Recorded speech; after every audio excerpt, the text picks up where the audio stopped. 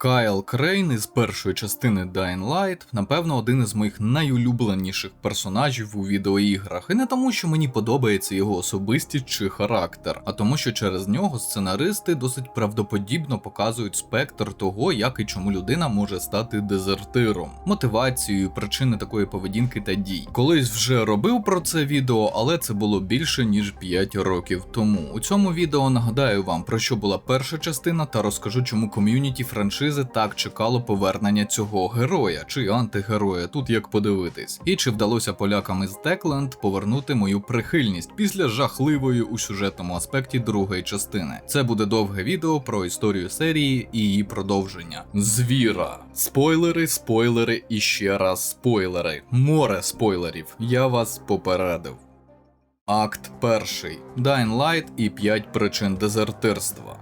Почнемо з того, що Dying Light – гра легенда, яка вийшла на початку 2015 року, унікальна і крута. У неї майже 350 тисяч рецензій у Steam, і абсолютна більшість позитивні. Цю гру досі підтримує розробник і допилює їй текстури, фічі, додає контент. Це тріумф жанру екшн-сурвайвал хорорів. Це та гра, яка змогла зробити те, чого не зміг Dead Space – довести всім, що гра в такому сеттингу може бути доступна для більшості, унікальна сюжетно, хоча й використовує доволі заїжджену тему зомбі-апокаліпсиса. До того ж, настрій, динаміка цієї гри дуже змінюється в процесі. Якщо спочатку ви максимально уникаєте боїв, ховаєтесь від супротивника, виживаєте на межі, то в кінці гра стає слешером, де боятись потрібно вас. Найсмішніше, що від поляків із Techland, як колись і від CD Projekt Red з їхнім Відьмаком першим, особливо нічого не очікували, а в момент виходу Dying Light багато видань оцінили його як посередній проект, хоч і такий, що виділяється завдяки кільком цікавим рішенням. Так, журналістські видання, м'яко кажучи, обісралися, викладаючи перші огляди з оцінкою гри, а гра отримала заслужену любов гравців. Це, на мою думку, один із тих більш ранніх моментів-індикаторів, коли класична ігрова журналістика почала вмирати через некомпетентність. До самої ж гри у ком'юніті досі немає претензій, не було ніякого раннього доступу, технічно все було і залишається добре. Чудова графіка, відсутність багів, вилизаний геймплей, небанальний сюжет. Але найважливіше – грати цікаво навіть зараз. І виокремити якусь фішку, що стала визначною для успіху, напевно, не можна. Заслуга розробників саме в тому, що гра була самобутня і цілісна. Забери з неї щось, що завгодно, навіть можливість кооперативу, і все б завалилося. Зав'язка. Є невелике місто держава Харан на Близькому Сході. Раптом воно виграє можливість проведення футбольного чемпіоната на своїй території. Натовпи вболівальників з усього світу стікаються туди заради видовища. Під час чемпіонату відбувається спалах невідомого захворювання. Спочатку вірус блокують у зоні 0 і намагаються його придушити. Виїжджає гуманітарна місія, навіть створюють тимчасовий медикаментозний блокатор симптомів захворювання – антизин. Але вірус агресивний, вірулентний, а також спонтанно мутує, що просто обмежує можливість створення вакцини. Ну і найгірше, він не зупиняється перед смертю людини, перетворюючи її на зомбі. Несподівано, аж сам в шоці від кліфхенгера. А якщо серйозно, на цьому банальність закінчується. Усю цю територію відокремлюють від решти світу. Незаражених людей з країн першого світу евакуюють після перевірки, а місцевих кидають варитися в цій каші, майже на призволяще. Мости, які ведуть у зовнішній світ, підривають. Будь-кого, хто намагається втекти по воді, розстрілюють із значної дистанції. Звичайно, за цією ситуацією стежить увесь світ, тому все-таки місцевим жителям допомагають для годиться регулярним скиданням гуманітарної допомоги з антизином і припасами, а всю операцію підминає під себе організація Global Relief Effort, скорочено GRE. Звісно, через гуманітарну катастрофу формуються бандформування. Одне з таких бандформувань домінує над іншими і перехоплює більшість вантажів, тим самим перевертаючи все більше людей до себе. Це фракція банда Раїса, колишнього місцевого політика, садиста, параноїка і людини з купою комплексів на ґрунті бажання влади. GRE дізнається, що в одного з лідерів двох великих угруповань, що залишилися, є якийсь файл з інформацією про історію мутації вірусу і майже готовою формулою вакцини. Відправлення туди великого загону, ймовірно, буде провальним, а не успішним. Тому для перевірки туди направляють оперативника Кайла Крейна. Його минуле маловідоме. Ми тільки знаємо, що підготовка оперативника свідчить про тривалий досвід подібної роботи і що, можливо, він найманець-контрактник. Під час відправлення чергового вантажу гуманітарки, який скидають з літака, звідти ж стрибає і Крейн. але через щільну забудову місця висадки він заплутується в стропах парашута, привертаючи увагу людей Раїса. Результат – коротка сутичка і постріл із вогнепалу, який провокує натовп зомбі. Кайла кусають.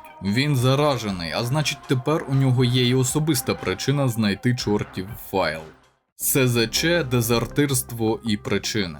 З сюжетом, думаю, все зрозуміло, тому переходимо до того, чим Кайл Крейн цікавий. Він ідеальний приклад дезертира, у якого аж декілька причин на те саме дезертирство. Втім, є важливий нюанс. У нашому законодавстві є два різних поняття, які позначають схожі дії. Коли робив старе відео про це, більшість глядачів вперше чули про таке явище, як СЗЧ, самовільне залишення військової частини, або чули лише про його аналог часів СРСР, самоволку. СЗЧ і дезертирство часто плутають, бо описові частини статей Кримінального кодексу, де вони під номерами 407 і 408, схожі. До речі, на екрані ви зараз бачите саме повну статтю СЗЧ. Можете зробити паузу і почитати. Більшість моїх службових розслідувань щодо відсутності солдатів відбувалися якраз через СЗЧ, а не дезертирство. Насправді все просто. У разі залишення підрозділу воїн має на меті повернутися після того, як вирішив свої справи за межами армійського розташування. Найчастіше на волі людина хоче задовольнити якісь свої потреби, які не може контролювати. Це сексуальні бажання, бажання вжити алкоголь чи інші психоактивні речовини. Був навіть випадок, коли в пояснювальній записці молодий сержант пояснював свою самоволку бажанням поїсти пельменів. Важливий нюанс у тому, що він не зміг розповісти, як у його крові на огляді було майже 3 проміле алкоголю. Як ви здогадалися, з того часу ніхто інакше як пельмень його не називав. Потім іде покарання, яке затверджує командир частини. Зазвичай це зарізання так званої премії за місяць і негативна характеристика в особовій справі. На мені вам розповідати, що зараз більшість тих, хто хоче піти в СЗЧ, це до одного місця. А колись 10 років тому це були надзвичайні репутаційні втрати. Ви точно чули слова «з таким у розвідку не пішов би». Ось приблизно так і було. Жодному адекватному командиру не потрібен був такий боєць на бойових позиціях. Тож вони залишалися у військових частинах. Як наслідок, відсутність фінансових надбавок за бойові дії, відрядження. Ну і звісно, жодної корочки учасника бойових дій. Звісно, з настанням повномасштабної війни ситуація радикально змінилася. Зараз СЗЧ багато хто сприймає як додаткову відпустку, можливість відпочити, бо давно не було ротації, дехто відлучається на пару днів, дехто на місяці. І якщо боєць толковий, то дуже ймовірно йому це можуть пробачити. Наголошую, я нікому не рекомендую порушувати закон, це просто моя думка, заснована на власному досвіді і спостереженнях. Посприяла цьому і ініціатива парламенту, яка створила можливість так званої амністії за СЗЧ. І це була, до речі, одна з небагатьох ініціатив, які вважаю адекватними у законодавців цього скликання. Ще одна проблема із СЗЧ і дезертирством – відсутність великої кількості юристів на військовій службі. Ні, звичайно, у нас є військова юстиція в якійсь її формі, ВСП, яку на папері реформують у військову поліцію, і велика кількість посадових інструкцій, методичок і нормативних документів. Однак саме професійних юристів в армії мало, вони не завжди мають офіцерські звання, а спеціалізація у них не близька до кримінального законодавства, пов'язаного з військовими злочинами. Тому багато офіцерів не завжди знають, як правильно кваліфікувати відсутність підлеглого в розпорядженні. Дехто думає, що відмінність СЗЧ від дезертирства – це термін відсутності. Здебільшого раніше його визначали в районі 2-3 днів, незважаючи на офіційні інструкції про 24 години. Так, давали шанс солдату і не робили купу макулатури. Зараз це 3 доби після поправок Верховної Ради України від 2023 року. Це, до речі, показовий приклад, як держава і закон міняються згідно з реаліями армії, а не навпаки, як часто буває. Насправді, питання СЗЧ чи дезертирство значно складніше і залежить від купи обставин. Де перебував воїн на момент вчинення дії? Чи була в нього зброя? Якщо була, що він із нею зробив? Залишив без нагляду, забрав із собою чи попросив побратима потримати хвилинку? Чи принесла ця дія покращення підрозділу, чи нанесла непоправні чи тяжкі наслідки військовій частині, армії, державі тощо? І таких критеріїв десятки, якщо не сотні. Скажу більше, навіть наша правова система романо-германська ускладнює розуміння, бо немає прецеденту, на який можна опиратись як в англосаксонській системі. Тому більшість випадків визначаються суб'єктивно, офіцерами, прокурорами, суддями. Але якщо треба треба якось узагальнити, то найважливіші деталі, які відрізняють СЗЧ від дезертирства, це відсутність суттєвої шкоди через такі дії. Тобто, коли воїн пішов, і єдине, що сталося, це його відсутність. Не пропала зброя, не постраждала обороноздатність ділянки фронту, де він був, ніхто не був поранений і не помер. Ну і дуже часто територіально СЗЧ це про тилові зони, а дезертирство про ЛБЗ. Тобто, майже завжди втеча з навчального центру, чи по-простому учебки, це СЗЧ, а з бойових позицій дезертирство. Принаймні на початку, потім можуть перекваліфікувати. Це до чого? Крейн у цьому випадку у грі він відмовляється виконувати наказ і кидає через одне місце свого роботодавця, аж ніяк не може бути визнаний як СЗЧшник. This is Crane, do you copy? What do you want, Crane? I want you to start the antizen drops again, at least near the tower. These people need help.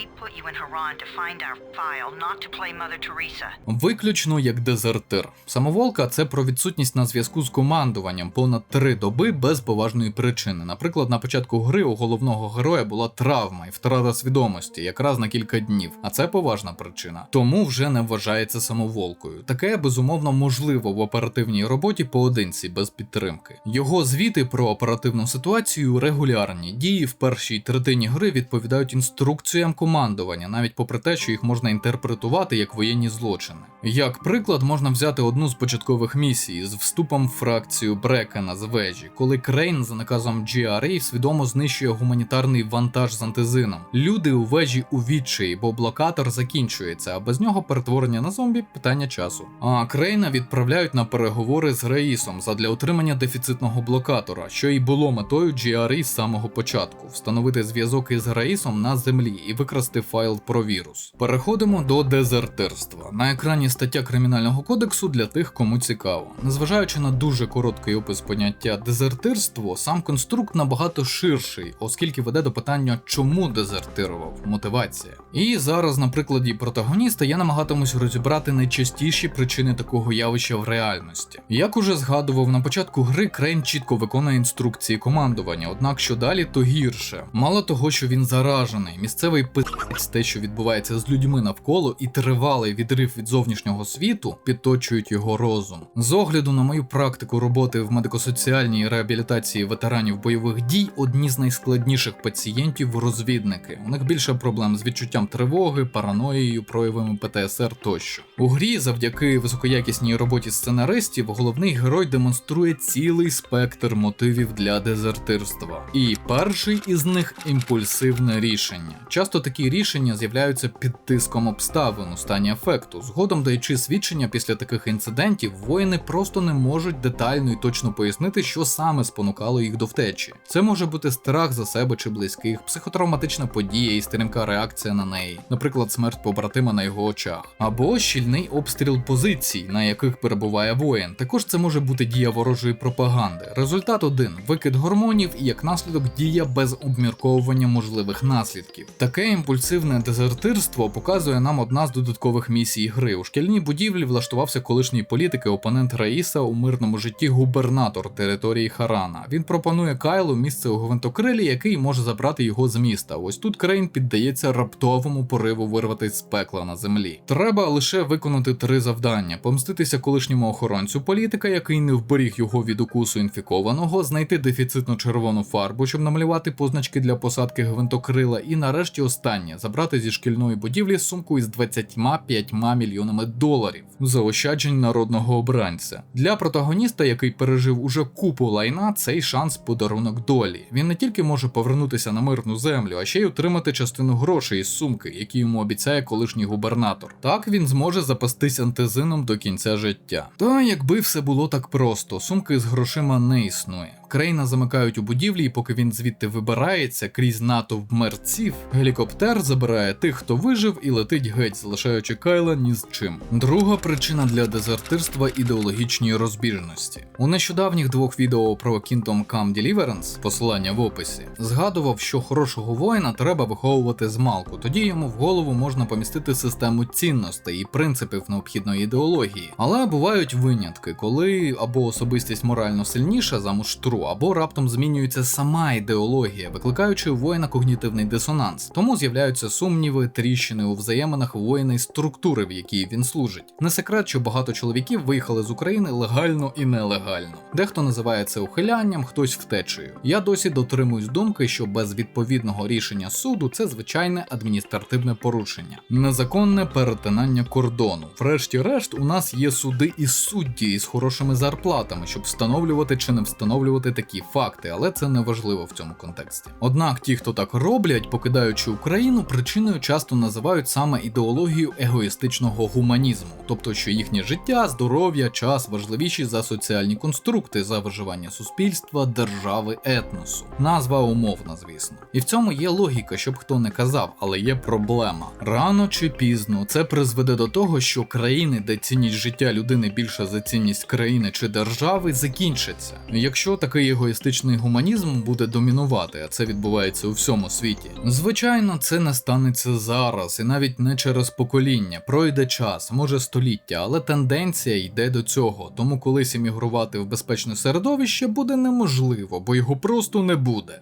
Це ж було вже.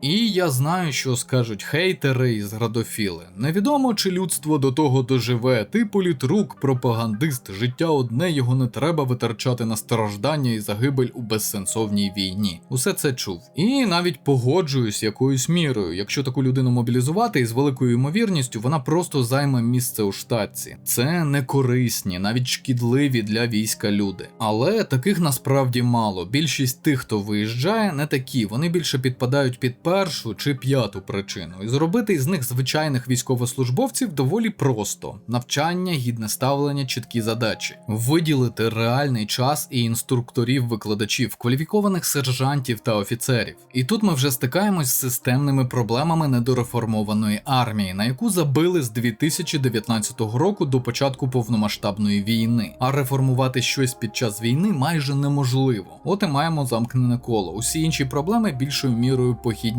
Але вони викликають страх мобілізації і вселяють відчуття тривоги у голову потенційного воїна, нерозуміння, чи держава на його боці. А знаючи, скільки корупційних скандалів в армії просто зам'яли, у мене немає причин казати, що такі думки повністю помилкові. Де там Резніков зараз? Відпочиває за кордоном чи вже приїхав? Ось і вся відповідь. Так і в грі. GRE буквально своєю назвою показує, що це мирна організація, метою якої є порятунок людей, але своїми наказами GRE підриває свою репутацію. Look, I'm no longer cooperating with Rise. He wanted me to kidnap Jade Aldemir and dump her with him so he can make her fight in his pit. Yes, and? Was that it? What do you mean, was that it? I'm not a fucking human trafficker. You seem to have forgotten how much is riding on this file, Crane. If Rise wants one girl, then give her to him. Ну і сюжетні твісти, де Рейс розповідає про те, що організація просто хоче створити біологічну зброю на базі досліджень вірусу, суттєво підривають її репутацію. Для GRE люди лише інструменти для отримання потрібних даних. Крейн усвідомлює, що не хоче з ними працювати, але доводиться, бо немає виходу. Тому з кожним новим контактом по рації він стає все більш дратівливим і обуреним. Його командири виявились не тими, з ким він починав працювати. Його обманули свої ж. Третьою причиною може стати сильна симпатія до противника або до партизанів місцевого населення. Тут відіграють роль три чинники: своя пропаганда, ворожа пропаганда і реальні дії обох сторін конфлікту, які воїн бачить на своєму невеликому відрізку бойових дій. Звісно, не забуваємо про фактор напрямку бойових дій. В обороні завжди краще в плані мотивації для солдатів. Якщо своя пропаганда не допрацьовує або відсутня, а ворожа працює на всю силу, то маємо більше дезертирів з нашого боку. Відповідно, якщо ситуація протилежна, то ефект буде зворотний. Це якщо говорити глобально. Звісно, відіграє роль успішність і провальність військових операцій на театрі війни. Водночас сильна пропаганда може перевернути з ніг на голову будь-яку інформацію, яку отримує воїн. Подивіться самі, як вас накручують анонімні телеграм-канали, інформаційні вкиди, всюди зрада і ще раз зрада. Навіть я вже втомився нагадувати: позбавтесь телеграма і тіктоку, якщо він вам не потрібний для роботи. Звідти йде найбільше дези і дезморалі, більшість якої навіть не має логіки і джерела. Пожалійте своє психічне здоров'я. Якщо не хочете, не можете, хоча б ставтесь до інформації звідти критично. Водночас у нас залишається, що бачить солдат на власні очі і чує вухами. Тут уже нічого не зробиш, і якщо армія буде здійснювати безліч негуманних, злочинних, огидних дій, то в такій армії залишатимуться тільки маргінали і вимушені солдати. Зазвичай у такій ситуації командування такої сторони максимально накачує свою армію грошима та або дозволяє мародерство. Дозволяє локальній владі втілювати свою жагу до насильства над місцевим населенням. Колективна відповідальність згуртовує, ну а якщо всі довкола це роблять, у свідомості це нормалізується. Цей абзац про росіян, до речі, я написав у 2020 році, і ви можете навіть піти і перевірити це на архівному каналі в оригінальному відео про Крейна. Минуле не бреше. У грі на Крейна впливає зміна керівництва GRE на армійців і повідомлення, що місто розбомблять протягом 48 годин. We have declared Harran a Code 1 target zone. Wait. Just hang on. You can't just carpet bomb this place. There are still hundreds of innocent people in here. Maybe thousands. Irrelevant. We're doing this to protect billions of lives.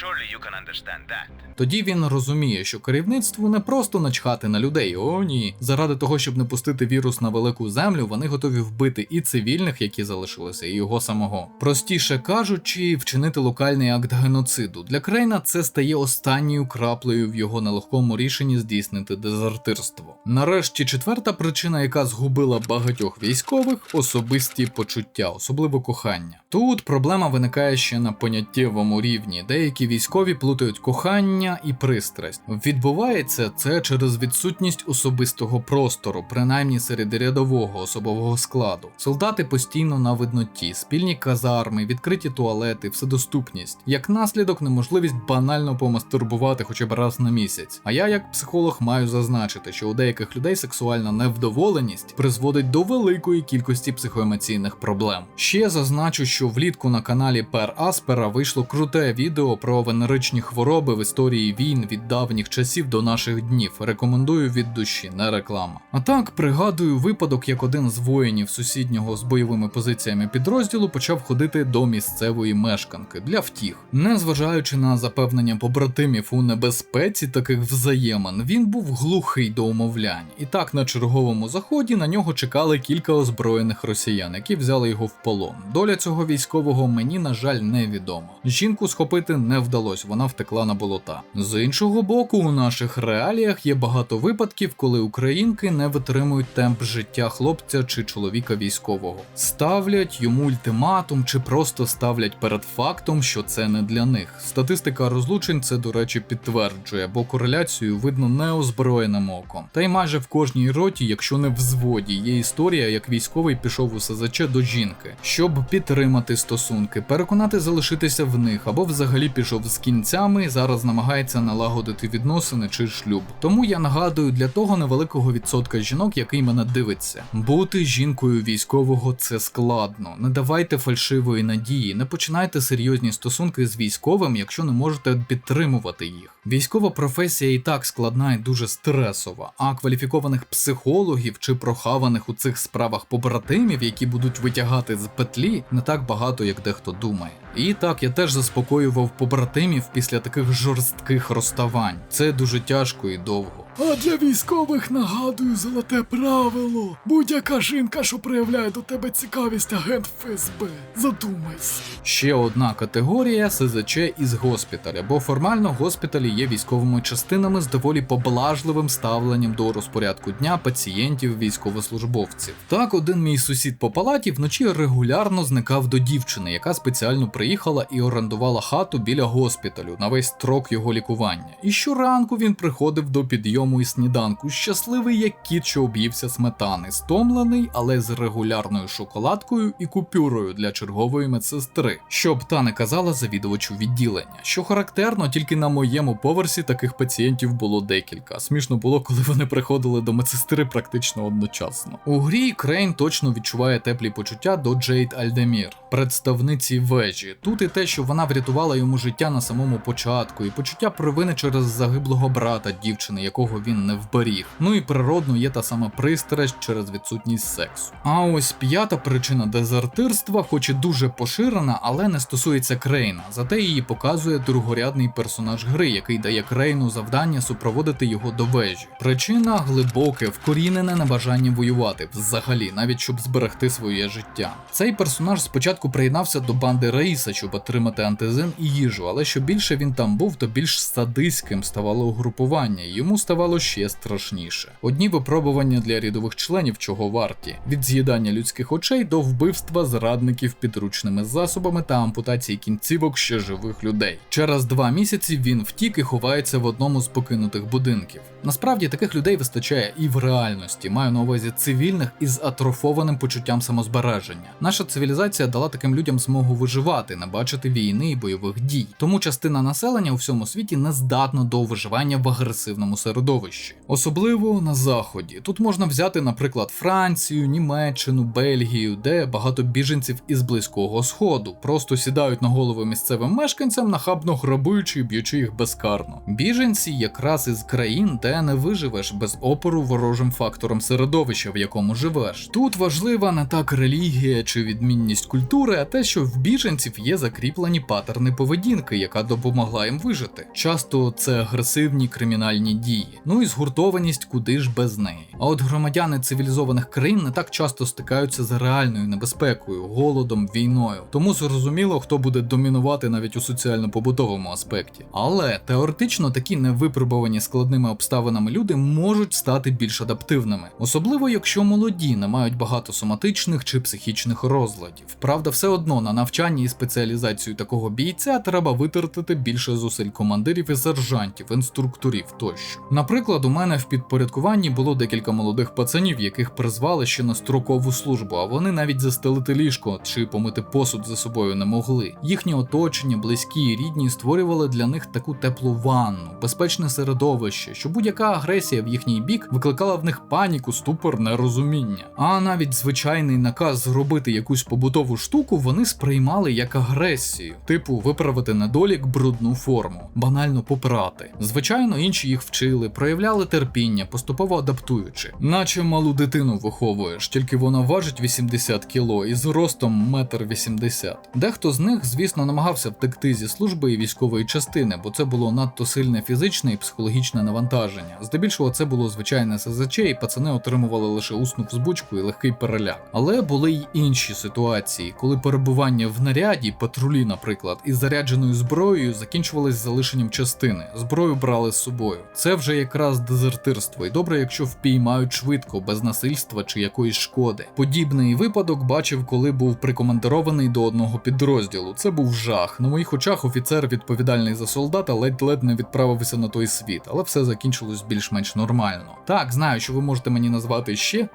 100-500 мільярдів причин, чому хтось може дезертирувати з воєнізованої структури, але всі вони, якщо подумати, так чи інакше потрапляють у ці 5 узагальнених категорій. Зрештою, Кайл Крейн робить те, що підказує йому його совість, хоч це і суперечить наказам, які він отримав. Чудово розумію, що гіпотетично, роблячи службове розслідування щодо нього, я б рекомендував повне розжалування і від 5 до 12 років ув'язнення через формальні ознаки кримінального діяння по частині 4 статті 408 Кримінального кодексу України. Але, як ветеран, я не можу його засуджувати з морального погляду, зважаючи на ті обставини, які пережив цей персонаж. Часто в оперативній обстановці у таких військових є лише обмежений коридор рішень і дій, тому судити про них в моменті вкрай важко. Велика заслуга сценаристів у тому, що вони свідомо чи ні змогли показати дисциплінованого, відважного і крутого воїна з підготовкою зі спецпідрозділу, на якого правдоподібно вплинула не одна і не дві, аж 4 причини з різних категорій. І тільки під таким сильним тиском він зламався і, по суті,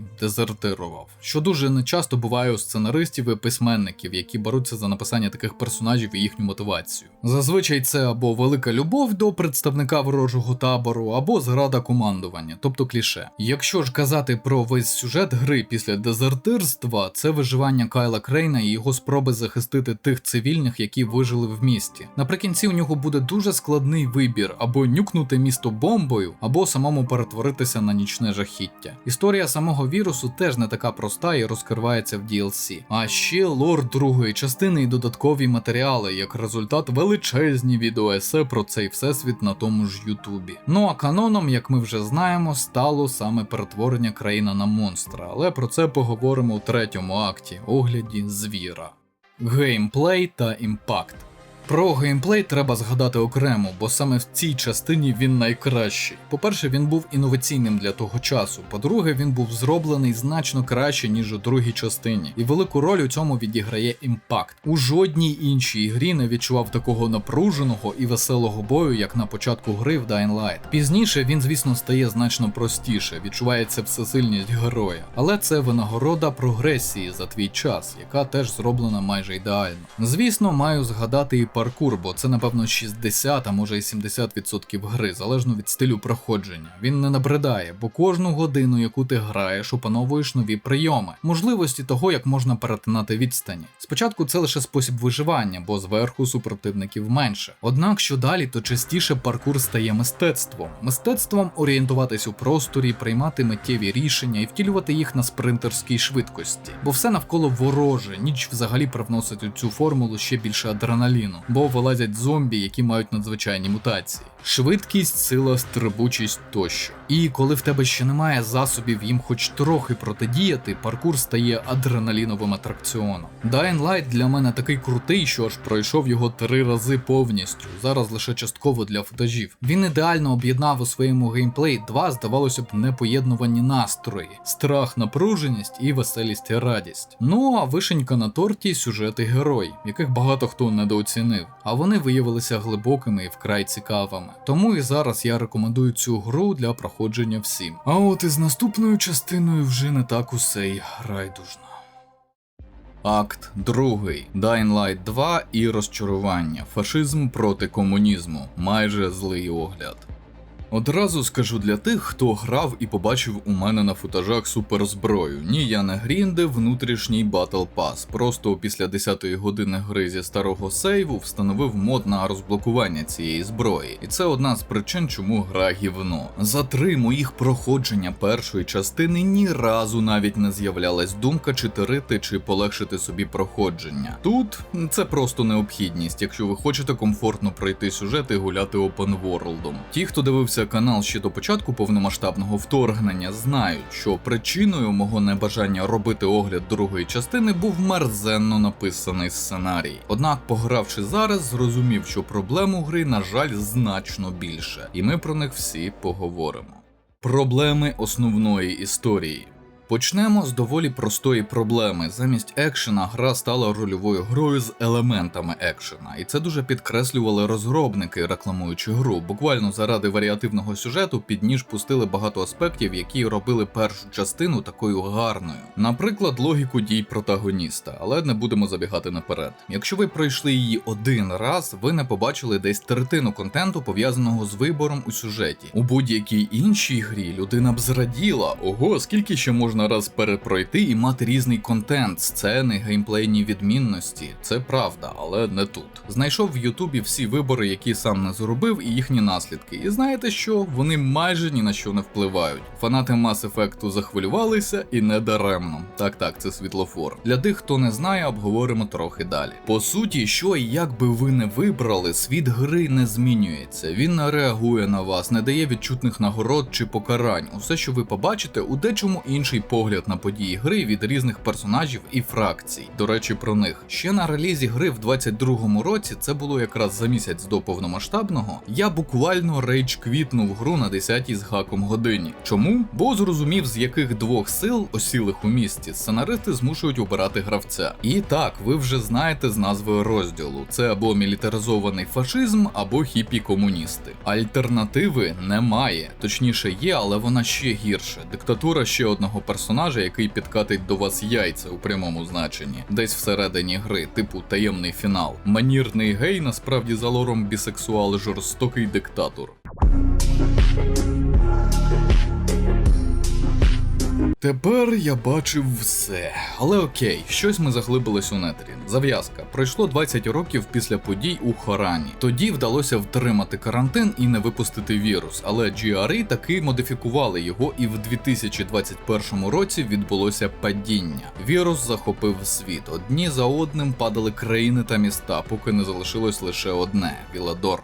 Боєць з позивним Віларібо використовує лопату тактично від волонтерів, а боєць з позивним Вілабаджо звичайно, яка постійно згинається. Туди і прямує протагоніст Ейден. Він шукає сестру Мію, яку втратив у 5-річному віці, яка пізніше виявиться не зовсім і сестрою. Проникаючи в місто, де можуть бути сліди Мії, Ейден натрапляє на гаджет, який є місцевим аналогом Святого Грааля. Єдиний вцілілий електронний ключ GRE, який відкриває більшість сховків, контейнерів, ящиків, бункерів із цінним лутом і знаннями про вірус. Також він бачить головного антагоніста, який теж полює на цей ключ. І весь сюжет далі буде будуватись за допомогою цього предмета і того, що він може відкрити. Тобто так, сюжет рухає МакГаффін. У самому місті є 3 фракції, що борються за контроль над територіями, людьми та ресурсами. 2 з них частини армії, що розкололася навпіл, миротворці і ренегати, і на противагу їм вільні люди, але це омана. Як вже й казав, це лише ширма для суперочевидної алюзії на фашистів, миротворці, комуністів, вільні люди, і авторитаризм, диктатуру, ренегати. Тут навіть копати не треба, їхні дії та ідеологія, яку вам вивалюють у перші години, усе це підтверджує. Вам напевно цікаво, а чи можна пройти гру, не вибираючи фракцію? Ні. Одразу по сюжету вас уже змушують вибрати, кому дістанеться водонапірна вежа. Ви не можете просто пройти повз. Що весело, це те, що ви можете міняти сторони як рукавички, не бути лояльним нікому, що якби нелогічно. Ну хто буде довіряти перекоти полю? Забув найважливіше, ви можете віддати більшість районів і контроль над ними одній фракції, і навіть вибрати її в першому розгалудженні сюжету, якщо його можна так назвати, як зробив я. Але якщо ви віддаєте контроль над телекомунікаційною вежею іншій фракції, усе нівелюється, і ви автоматично переходите на інші рейки і до фіналу. Тобто, знов таки, вибір не має довготривалих наслідків, вони тільки в моменті, тому всі балачки про глибокий сюжет і вибір ідуть лісом. Цікаво у контексті розмови, що прихильникам комунізму, щоб показати плюси своєї ідеології, треба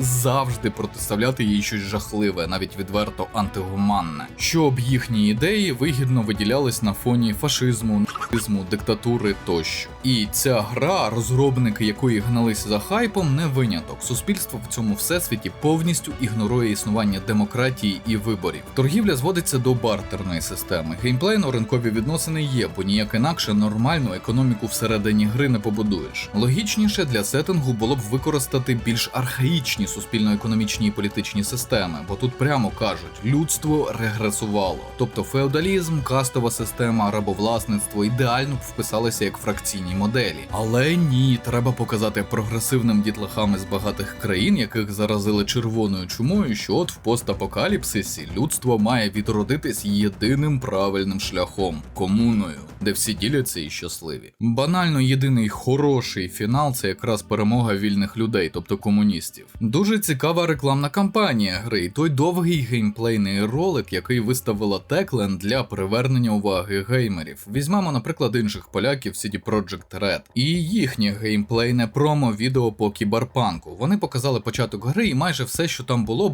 в грі, окрім лазання по стінах руками богомола. Потім вони зізналися, що просто не змогли технічно це реалізувати. Ну і спойлери промо-відео були мінімальні, що показали Techland у своєму відео. Вони акцентували на глибокому сюжеті і важливості вибору, який буквально змінює карту, ландшафт, майбутні події, ставлення місцевих до головного героя. Тоді, коли дивився вперше, я ще подумав, вау, це на початку або всередині гри щось вибору, і цей вибір вплине на все і дуже сильно. А що ж то було насправді? Вони буквально показали фінальну місію. Перед нею гравець бачить повідомлення. Ця місія веде гру до фіналу та епілогу. Ви точно хочете пройти її зараз? Тобто, той самий легендарний, розрекламований вибір, який глибоко впливає на сюжет, він перед самим фіналом. Це ще називається фінальний вибор. Для розробників створити таку одну місію на всю гру набагато легше і не вимагає багато зусиль. Усі інші вибори до цього моменту практично ніяк не впливають на сюжет. Наприклад, просто заміна персонажа, який по радіо, не персонально, не треба витрачатись на мокап, буде вести вас по рейковим місіям. Ну, скажуть вам хіпі-комуністи чи мілітаризовані фашисти, що розчаровані у вас, бо ви віддаєте комусь із них водонапірну башту чи радіовежу, і що? А нічого. Інших наслідків вашого вибору, окрім бонусів і те, який скінчик буде на NPC у деяких районах, немає. Але і це не все. По суті, вони заспойлерили сюжет всієї гри цим рекламним відео. Ще до виходу гри я знав, що ренегати не такі прості, що полковник не просто антагоніст і не все так однозначно, що ренегати не всі погані і в них є типу висока мета. Тобто вони знівелювали одну з головних таємниць сюжету – протистояння лідерів у ворожій нам фракції. Це те, що гравець має дізнатись сам у фіналі гри. А більшість гравців, подивившись геймплей відео, думали, що це малий спойлер десь із середини сюжету, якщо його так сміливо і відкрито показали. Мовляв, значить далі буде ще крутіше. А на ділі далі вже нічого не буде, бо це фінал. Лоан – головний напарник гравця і любовний інтерес. Тут мене можуть назвати мізогіном або артистом, але ця персонажка не сподобалась абсолютній більшості ком'юніті. Подивіться рецензії у Steam. У кожній другій її називають проблемою. І справа не тільки в зовнішності, але почнемо з неї. Чому вона виглядає так, ніби в неї перекачані філером губи? Нагадую, Лоан була малою дитиною на початку пандемії зомбі-вірусу. Їй було менше 10 років. Де вона взяла філер і хто їй його колов, ця тема не розкрита. Якщо без жартів, знаю, що модельку робили схожою на Розарію Доусон. У неї нормальна зовнішність, от тільки проблема. Їй на момент мокапу було 42 роки. Лоан ближче до 30. От як виглядала Розаріо в цьому віці. Схожі?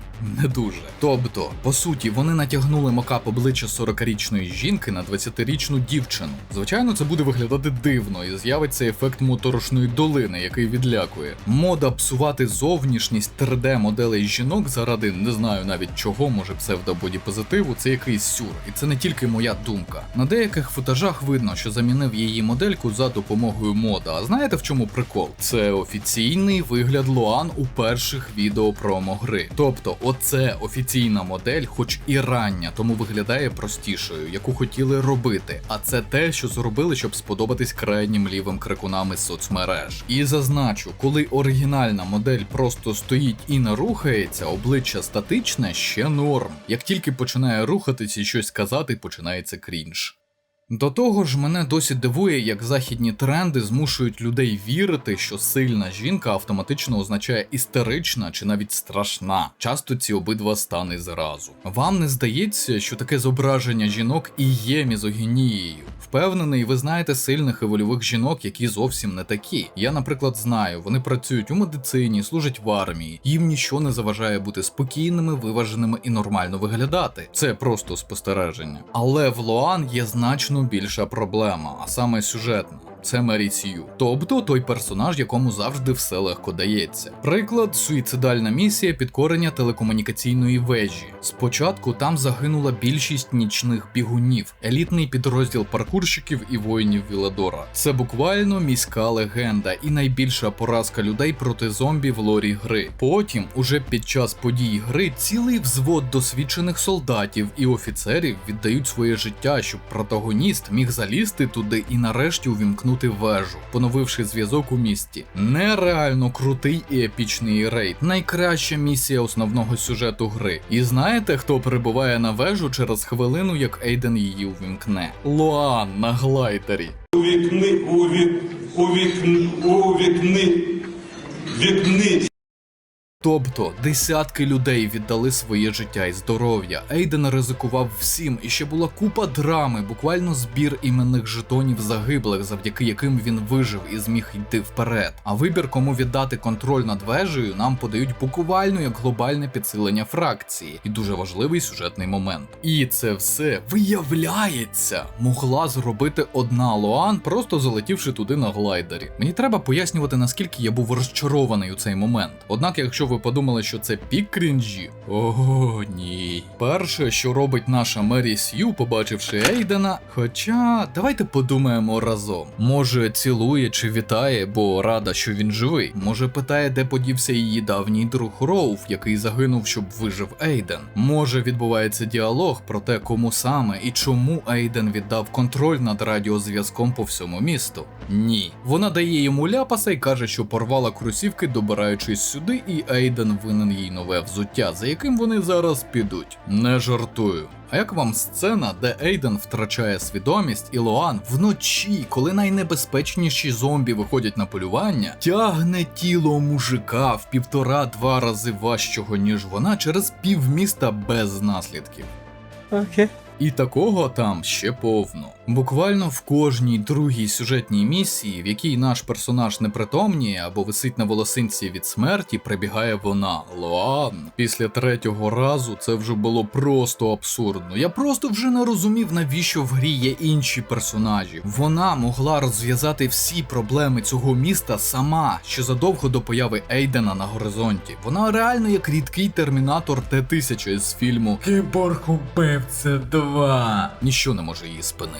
Лоан – це жахлива персонажка, яка просто не повинна бути в цій грі, бо вона тупо ламає сюжет, він стає неважливим. Бо яка б не була проблема, Лоан усе владнає. І найсмішніше, якщо прибрати її з гри, сюжет нічого не втратить. Ну, може в декількох місцях треба буде його трохи скоригувати, але загалом стане тільки краще, логічніше. Хтось скаже, та зараз всюди такі персонажки, мода така. Ну, візьмемо Панам із Кіберпанку. Панам і Лоан, звісно, начудили вони з іменами. Максимально близькі характери, сценаристи і там поляки. Але незважаючи на схожу поведінку Панам, по-перше, там є історія, яка пояснює формування такого характеру. Кинув хлопець, буду вбивати всіх. Не є адекватною повноцінною передісторією. Сценаристи навіть не захотіли розкрити подробиці стосунків Лоан і Хакона. А по-друге, Панам реально змінюється під впливом рішень гравця, стає спокійнішою і раціональнішою, коли розуміє, що є плече, на яке можна опертись, той, кому можна довіритись. А Лоан, незважаючи на будь-що, до кінця залишається дуже специфічною Мері Сью, незалежно від того, що ви будете робити чи не будете робити. Це коротко. Можна робити окреме відео про те, яким має і не має бути персонаж другого плану із шилом в одному місці на прикладі цих двох. Ну і ще одна моя претензія до неї, вона, як колись казали, вибуховий істероїд. Я не кажу, що у неї є розлад особистості, ні, але у неї є характер, який саме такий. Взагалі, класифікація акцентуацій характеру – це доволі дискусійна тема, на архівному каналі робив про це відео. Але ніяк інакше її описати коротко просто неможливо, а більше часу витрачати на це і не хочу. Не робить ситуацію краще і протагоніст Ейден. Весь його бекграунд кричить про те, що він самостійний, впевнений і вовк-одинак. Інакше він би просто не дожив би до цього часу. І в секціях сюжету, де Лоан немає, або в додаткових завданнях, він так і поводиться. Розраховує тільки на себе. Холоднокровно планує і виконує свій план, має чіткий моральний компас. Але коли з'являється жінка, він ходить за нею хвостиком, стає тупим і запитує найочевидніші речі, підлизується і сімпить. Коли Лоан зникає і не виходить на зв'язок, раз 5 за сюжет це точно було, у Ейдена відбувається панічна атака. Майже не жартую. Він кричить в радійку і практично плаче, важко дихає, поводиться наче 5-річка, що загубив у супермаркеті маму. Fuck you, Aiden. I didn't. Luan, wait. І це створює такий сильний дисонанс, бо два різні типи поведінки можуть мінятися залежно від стилю проходження до 5 раз за годину. Наче в Ейдена межовий розлад особистості, і настрій у нього рандомно змінюється у суперкороткий проміжок часу через специфічні тригери. Щодо основного сюжету, то вони явно намагались зробити щось типу Гри престолів. З інтригами, перетягуванням каната влади, локальними і глобальними війнами, війною філософії та ідеології, макіавелізм проти гуманізму. організму. І визнаю, у деяких моментах у них вдалося, були круті й нормальні місії, цікаві сюжетні ходи, але їх мало, і більшість наприкінці зводиться до банальних закінчень. І якщо ви не будете коперсатись в лорі, записках, аудіозаписах чи не подивитесь годинні есе на Ютубі, ви так і не зрозумієте, наприклад, мотивацію ватажка миротворців чи всю історію полковника, бо вони вирішили, що це другорядне. Для мене ж очевидно, що краще б вони скоротили час, який присвячують жбурлянню ідеологічних кальок в обличчя гравцю і псевдодрамі Луан. Тоді б на все інше, реально цікаве і важливе, часу б вистачило з головою. Але ні, треба розказати про бідну дівчину, яку кинув чоловік-грумер, але зробити це не називаючи речі своїми іменами. Тепер вона хоче вбити всіх кривдників і веде списочки тих, кого потрібно знищити. І це її сюжетна арка. Десь на фоні відбувається особиста драма Ейдена, а саме він перетворюється на монстра через специфічний штам вірусу та ін'єкції GRE, які він робить, щоб стати сильнішим. І це можна було б розглянути з психологічного погляду, проаналізувати, однак через акценти на інших темах, про які вже казав, на цю тему сценаристи майже забили і звели її до Я перетворююсь на монстра, але виходу немає. Буду боротись до останнього, а там якось буде.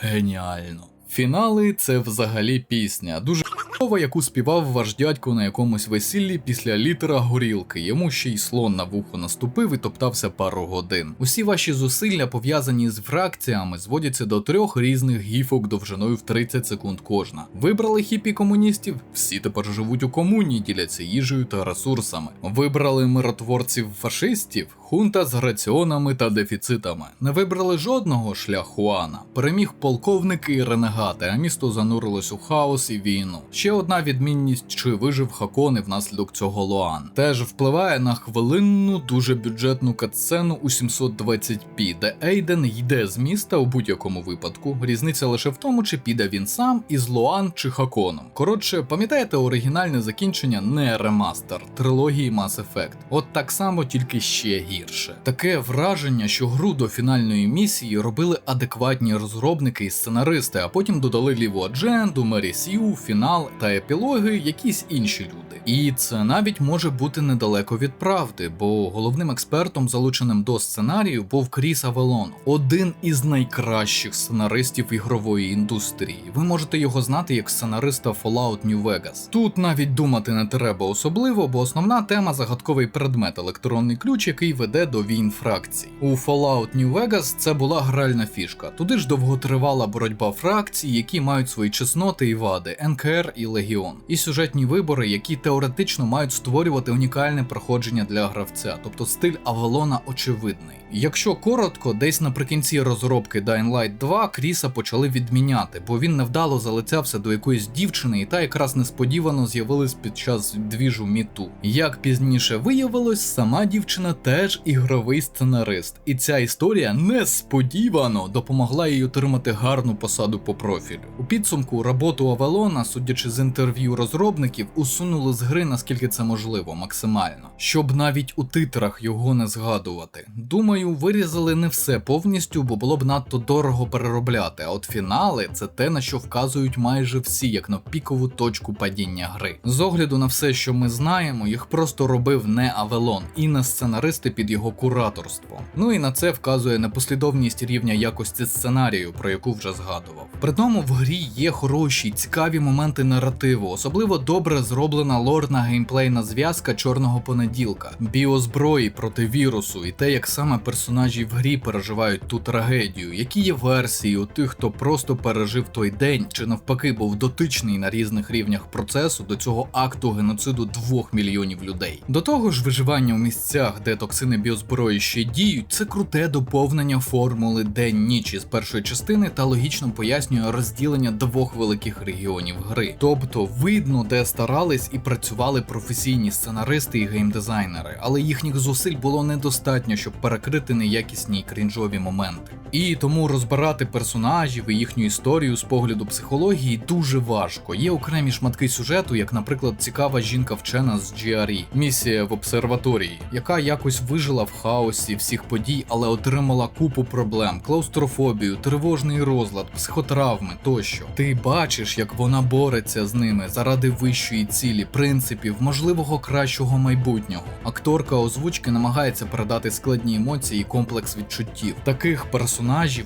декілька у грі, і їх можна було б проаналізувати. Однак щоразу, коли вже думав, о, нарешті правдоподібний і крутий момент, бах! Виривається Лоан або сюжетний поворот, який знецінює все, що було до цього. Для чого вам ця інформація? Просто хочу сказати, що навіть якщо ви зможете змиритись з лівою аджендою, фракціями комуняк і фашистів, вибачите сценаристів за мерісію персонажа Лоан і будете намагатися отримувати задоволення від сценарію, додаткових завдань, багато з них адекватні і норм на моє здивування, напевно, заслуга Кріса Авалона чи інших талановитих сценаристів, то все одно вас доб'є фінал. І проблема тут не в умовному поганому закінченні історії героя. У цьому всесвіті взагалі не існує хеппі-енду як такого. Тут питання у рваній оповіді, стрибках якості написання, відсутності мотивації і дуже нелогічному сеттингу Віладора. У першій частині і Хорані такого звичайно не було. Кажу це як людина, яка от нещодавно перезапускала першу частину. Вона досі дивує крутою історією і сеттингом. Якщо підсумовувати, геймплей, про нього трохи далі, це єдине, від чого можна кайфанути. А якщо підходити до гри із скептичним настроєм, то навіть у деяких випадках можна отримати несподівану радість, як от від місії рейду в телевежу до появи Лоан, або від побічних завдань.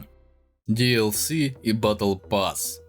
Щоб сказати, що з грою не так у цьому плані, треба трохи розказати про зміни, порівнюючи з першою частиною. Тож розробники віддалися трендам не тільки у плані адженди у сюжеті, у грі з'явилась купа лайфсервісних приколів. При тому, що, нагадую, гра однокористувацька сюжетно орієнтована. Ну, час такий, що навіть у такі ігри це додають. А раз є елементи лайфсервісу у прокачці, прогресії і луті, значить що? Правильно, зомбі тепер не просто зомбі. У них тепер є рівні. Простий повільний зомбі в стартовій локації і такий самий у регіоні з позначкою 5-6 рівень – це різні по жирності зомбі. Першому потрібний один удар палицею чи сокирою зі шкодою 100, а другому 5-6 ударів. Якоїсь логіки, лорного пояснення цьому немає. От просто так. Відповідно, і з іншими зомбі так само, і з ворогами-людьми. І ви не уявляєте, наскільки це руїнить відчуття від гри, настільки, що розробники сховали це за опцією більш інтуїтивного і простого інтерфейсу. А знаєте, що тут ще є?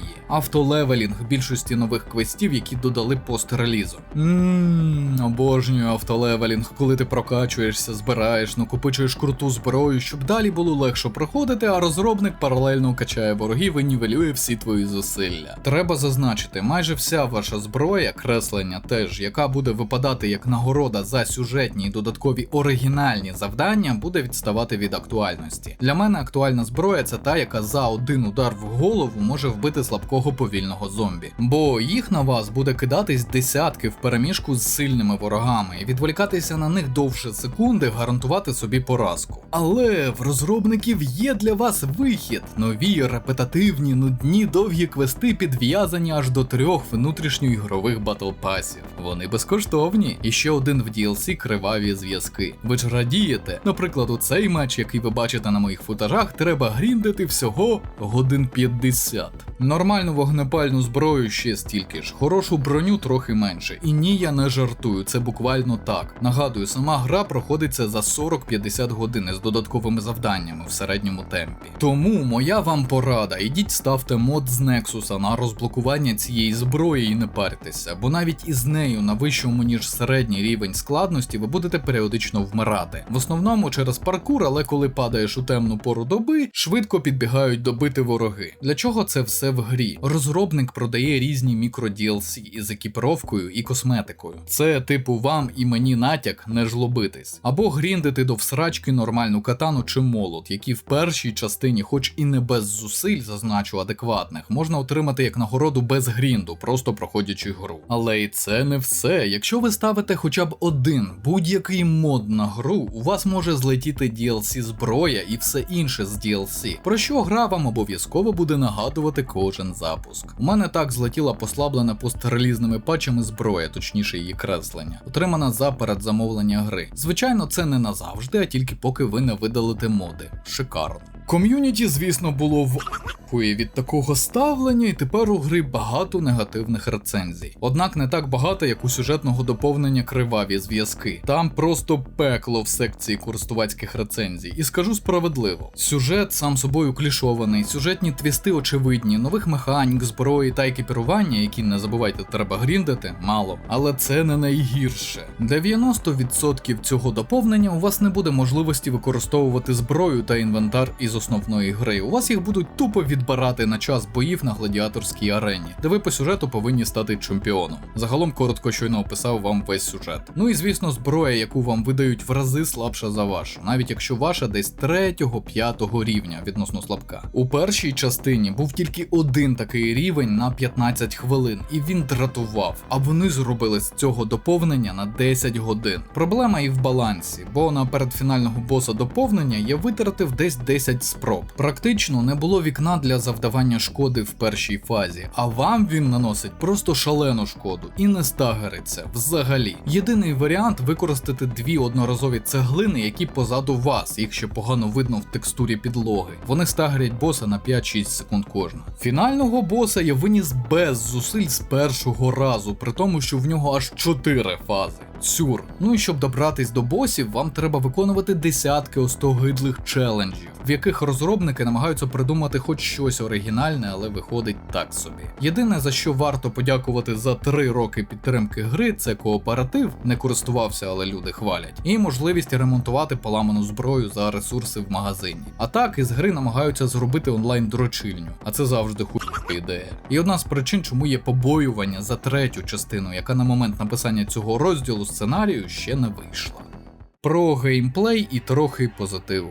Незважаючи на все сказане, гра у самій своїй суті норм. Грати, не беручи до уваги сюжет, весело. Більше того, нічого близького по якості виконання в такому жанрі ви не знайдете. Звичайно, можна згадати ремастер Dead Rising або Dead Island 2, чи нескінченну кількість інді або малобюджетних ігор про орди зомбі, але їм всім не вистачає комплексності, чудової картинки і адиктивного циклу геймплею. Коли, незважаючи на жахи того, що ти протистоїш незліченним ордам мерців, тебе штовхає вперед геймплей, прогресія, сюжет, поки в ньому не розчаровуєшся, і загалом цілісність, атмосфера виживання. Той же Dead Island 2 взагалі тримається на тому, що це оригінально гра тих самих Теклендів, бо першу гру розробляли вони. Це була така саркастична абсурдна пародія на фільми про зомбі 90-х і нульових років. Але через проблеми з правом власності на франшизу видавець передав розробку другої частини іншій студії, яка передала напрацювання вже іншій студії, і так ще раз. Гра була у виробничому пеклі 9 років. І навіть так в оглядах видно, що гра геймплейно калька першої частини та серії Dying Light. Не пропонує нічого нового чи хоча б той самий рівень, що зараз є у Techland.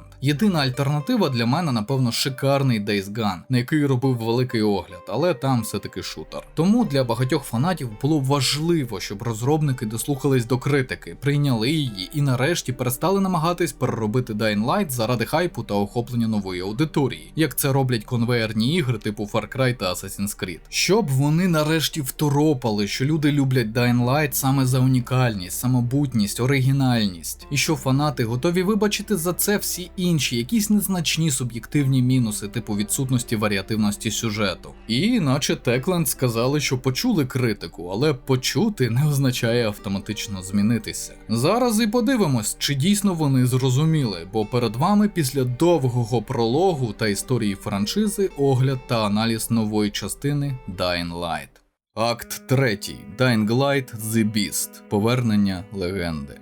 Щоб ви розуміли, все, що сказав до цього, було написано ще до виходу 3-ї частини з підзаголовком «Звір». Тому це відео вийшло відносно швидше, ніж зазвичай виходять огляди та аналізи на цьому каналі. Поринув у гру абсолютно не знаю, чи сподобається мені, чи засру її як попередньо. Почнемо з того, що багато хто «Звіра» чекав. Це мав бути проект, який знівелює всі помилки розробників, які були до. Повернення улюбленого героя франшизи Крейна, відхід від лівої адженди і від потакання трендам, як ото переробка зовнішності Луан чи простий набір у внутрішні батл-паси. Обіцяли цікавий сюжет і той самий психологічний трилер, атмосфера безнадійності перед всеохоплюючим зомбі-вірусом, який зрештою дістане до кожного. передрікаючи кінець людства. Цікаво те, що ця гра повинна була бути доповненням до другої, але через деякі обставини, критику гравців, розростання проєкту і структурні зміни в студії, вона стала окремою частиною. Тому тут дуже багато повторюваних використань анімацій, 3D-моделей і фішок із другої частини. І сам не очікував, що це скажу, але це добре, бо найбільшою проблемою двійки був саме сюжет. Якщо у звірі він буде хоча б нормальний, краще на рівні першої частини, реюз не є таким уже поганим явищем.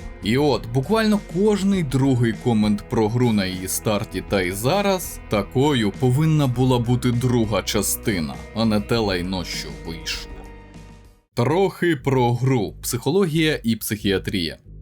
Змушений визнати, у перші ж 2 години гри мене пройняло. Ніч знову стала небезпечною, як у першій частині, а не атракціоном, як у другій. Бігати від почвар вночі страшно. Секція на початку точно надихалась другою частиною Мертвого космосу, який дуже поважаю і на який робив огляд-аналіз на архівному каналі. Та ж атмосфера стерильної клініки на фоні повсюдної різанини, де ти лише безсильний піддослідний. Водночас ремарка. Мене так задовбало лупашити зомбі за останні кілька місяців, проходячи першу і другу частини, що цей аспект, бій з інфікованими, оцінити нормально вже просто не можу, очі замилені. Наче й добре, як було в першій частині, а наче й знову є рівні у зомбі, як у другій. Просто це приховали значно краще. Тільки тут вони поділили їх на 3 групи: 1, 6 та 11 рівень зомбі. Водночас гравець має усі рівні поміж цими, коли прокачується. Біда в тому, що зброя з 1 до 5 рівня має приблизну різницю між рівнями десь 5-10% підсилення. А от 6 одразу отримує 30% підсилення.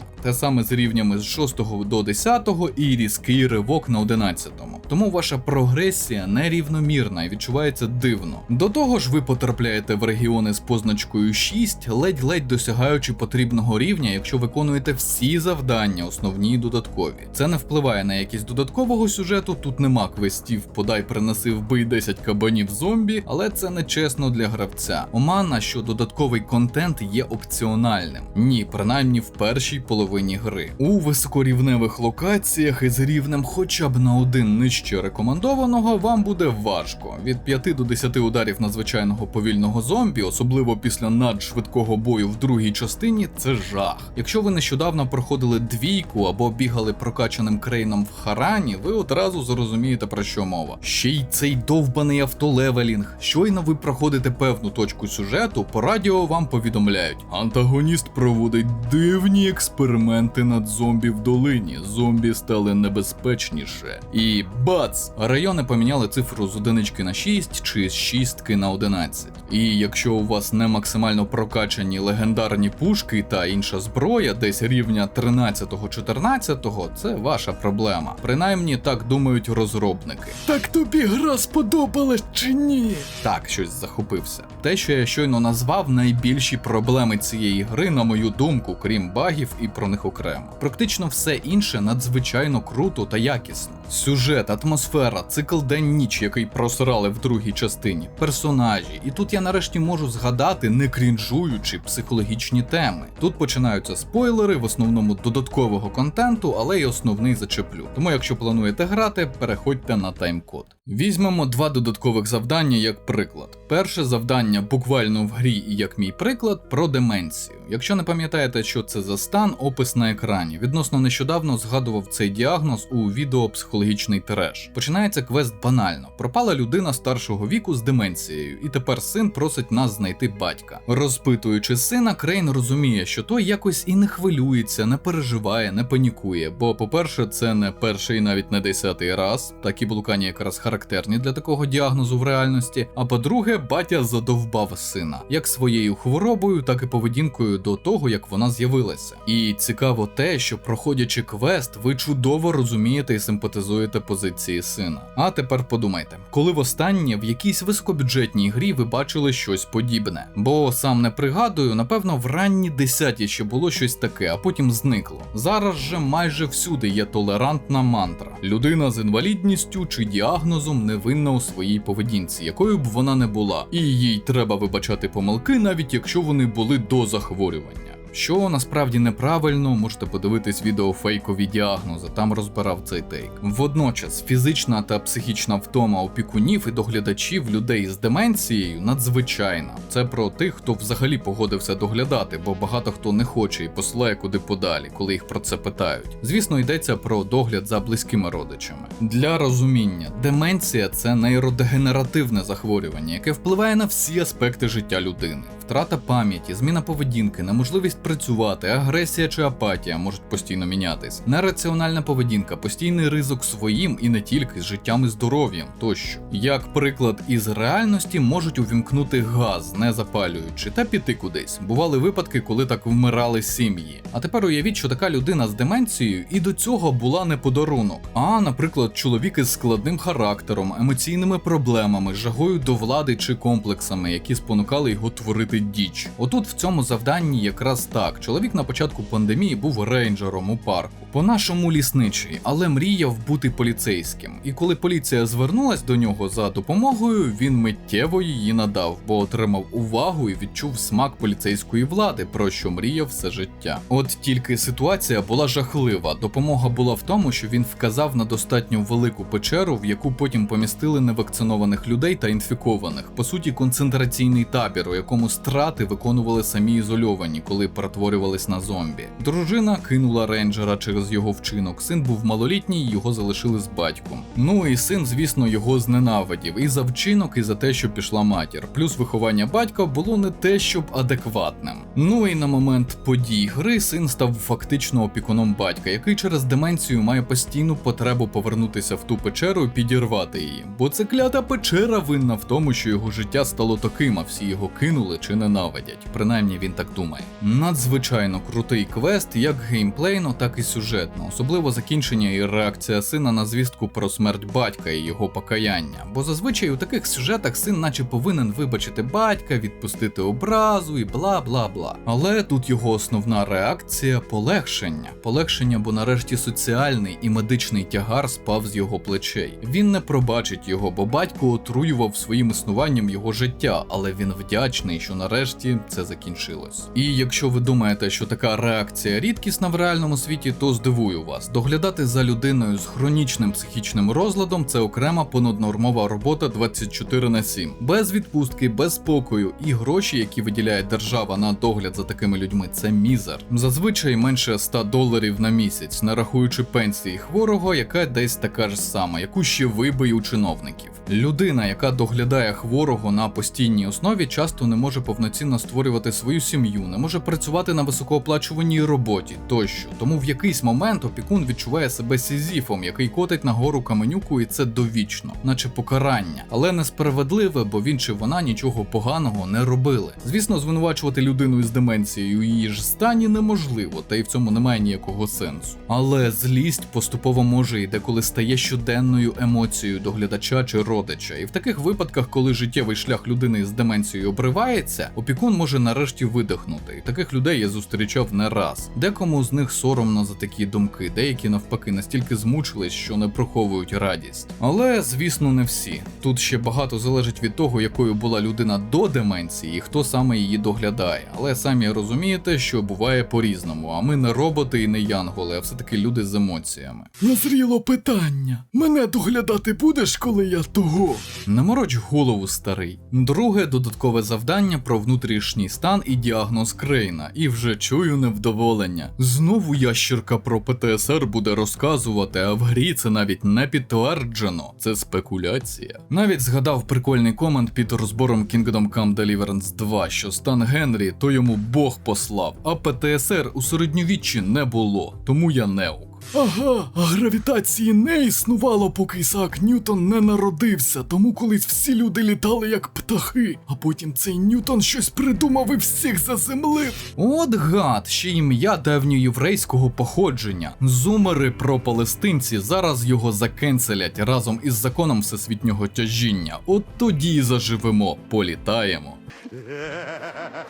Повертаючись до ПТСР Крейна, він тут офіційно озвучений у діалозі між персонажами і має хороше аудіовізуальне підтвердження. Це відбувається в першому квесті зоряного дитя Старчайлд, він же Бенджамін. Прикол цього персонажа, що він видає себе за такого собі ауротаро астропсихолога, гуру спіритуальних справ, але пізніше він зізнається, що це маска загадковості, щоб його слухали люди з його групи, і він міг їм допомогти. Бо хто буде слухати людину, яка оперує реальними знаннями, яких і так вкрай обмаль про вірус та інфекцію? А так він виступає в ролі офіцера морально-психологічної підтримки, і це непоганий момент, що розкриває всю суть подібних спіритуальних гуру. Тільки тут у грі Бенджамін робить це для виживання його спільноти, а в нашій реальності такі гуру роблять це, щоб стерегти бабло з наївних або вразливих людей. Зоряне дитя розказує, що через інфікування у людей в його групі буквально міняється кора головного мозку, і не тільки. Тому звичайні антидепресанти взагалі не дають ефекту. Більшість просто хоче здатись хворобі і померти, а не боротися. Тому так важливо знайти аналог антидепресантів під нову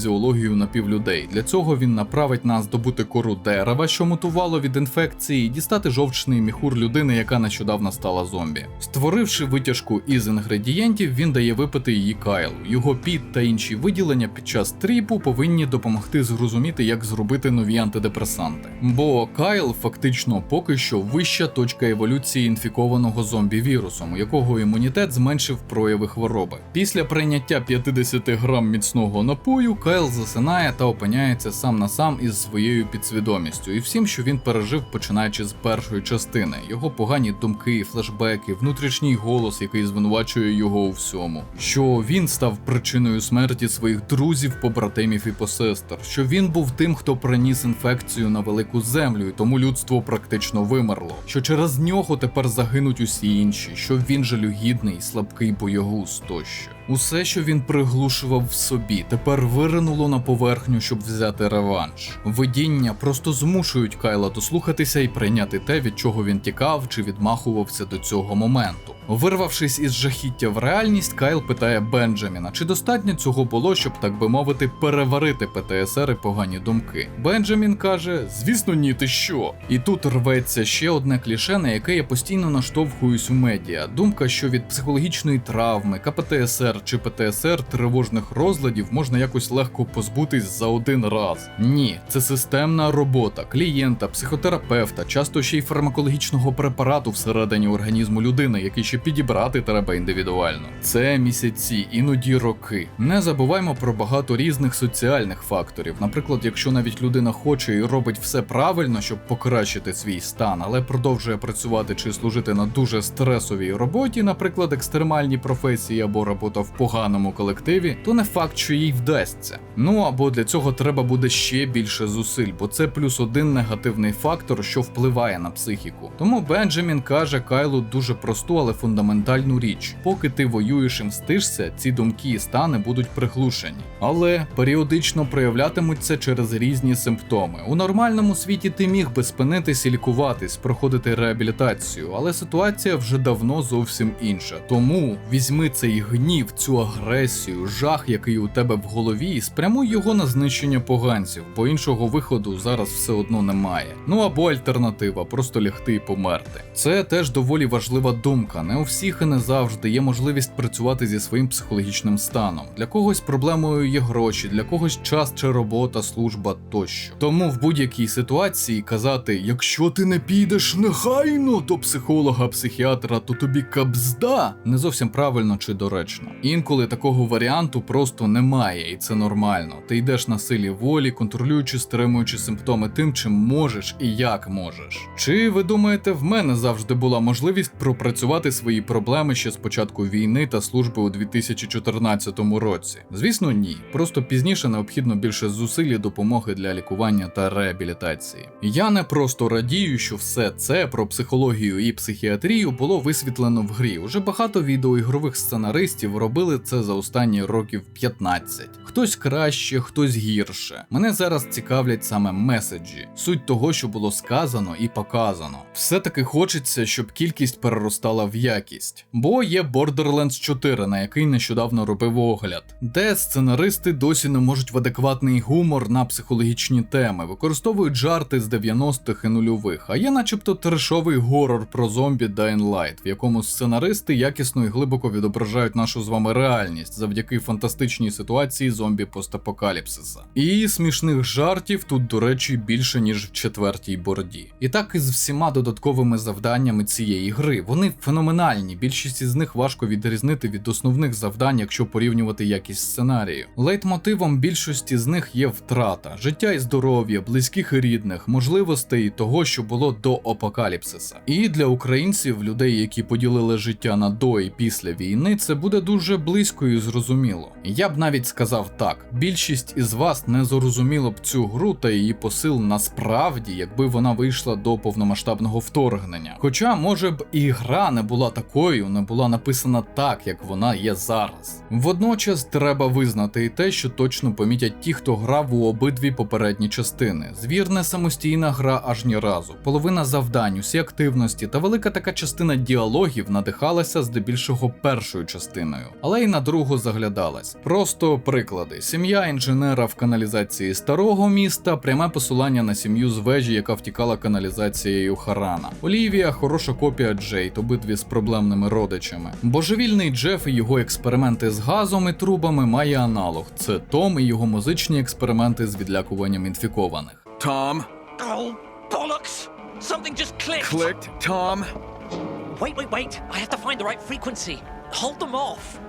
For fuck's sake! І такі приклади можна називати ще довго. Але конкретно я їх помітив, бо першу частину проходив тричі і нещодавно грав в обидві. Це більше не пряме копіювання, а якісні відсилки, полірування того, що вже було. Тому якщо ви відчули дежавю у звірі, але точно не зрозуміли, звідки воно, то от пояснив. До речі, зрозуміло, для чого це зроблено. Такленди таки зрозуміли, яку єресь продукували в двійці та почали виправлятись. І перше, що спало їм на думку, ностальгія, з якою всі згадують першу частину, якій уже 10 років. Водночас вони не кидають цю ностальгію вам прямо в обличчя, а підсовують періодично як десерт після гарного обіду. Особливу роль у цьому відіграє актор, який озвучує Кайла Крейна. Він просто надзвичайний. Не знаю, досвід це, чи йому так якісно написали репліки, але від персонажа аж пре харизмою. This fucked up infected motherfucker with guts hanging out of his mouth just spit a bunch of toxic snot at me.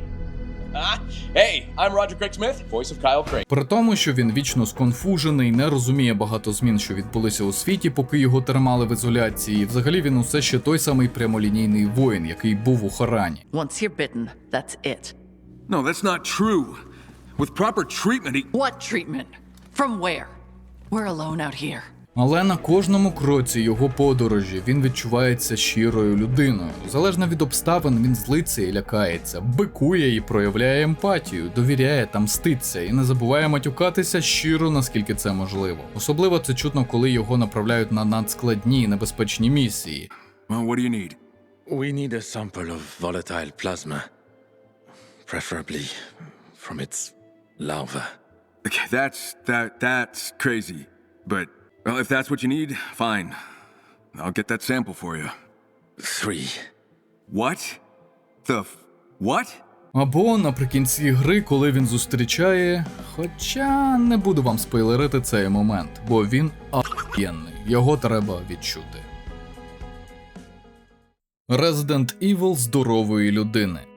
Так, давайте трохи про основний сюжет, геймплей і враження від нього. Не буду тут переказувати все, проаналізую ті моменти, які, на мою думку, змусять багатьох фанатів відеоігр про зомбі зрозуміти, що Dying Light з виходом звіра може замінити на престолі навіть серію Resident Evil. Треба сказати зразу, Кайл не людина, як десь і половина персонажів цієї історії. Конкретно Крейн – людиноподібний волатайл, він же почвара. Його заразили у фіналі доповнення першої частини, тоді ж його піймали GRE і віддало на досліди Барону, місцевому антагоністу. І от так склалося, що Кайл виривається на волю з однією думкою – помста. Звісно, під час подорожі багато чого зміниться. Тоді в Харані він дезертирував через сукупність причин. Тут же Крейн буде йти до кінця, але періодично симпатія чи антипатія до місцевих буде змушувати його стримуватись і не спішити. І це перше, що має привернути увагу спільноти любителів відеоігрових зомбі-апокаліпсисів. Зрозумілий сюжет і персонаж, з яким можна себе асоціювати. Бо, як мінімум, бажання помсти, думаю, дуже багатьом людям знайоме. Під цей же аспект дуже добре добре підходить Days Gone, але продовження найімовірніше ніколи не вийде. До чого це я? Грав у більшості резидентів, багато інших зомбі-ігор, і завжди сюжет там, якщо він там взагалі є, скочується в абсурд. Або це абсурд рівня Dead Island 2 чи серії Dead Rising, або абсурд японського рівня серії Resident Evil і корпорації Umbrella, яка коїть діч просто тому, що вона зла і жадібна. А тут мотивація всіх персонажів зрозуміла. Абсолютна більшість фантастичних явищ у всесвіті мають нормальне обґрунтування або правдоподібну теорію, гіпотезу, яку вам озвучать, чи ви прочитаєте її в записах. Навіть телепатія тут має під собою ґрунт, купу лору та додаткових завдань, які пояснюють її аспекти аж до деталей. До речі, про телепатію. Сюжет звіра дуже гарно робить те, що не змогла ні серія Резидентів, ні Days Gone, тому що там це кліфхенгер. Створення правдоподібної третьої, умовної раси, в якій поєднують аспекти зомбі і людей. Напівлюди тут це реально раса, яка має свої переваги і недоліки, проблеми та глибоку історію, а не просто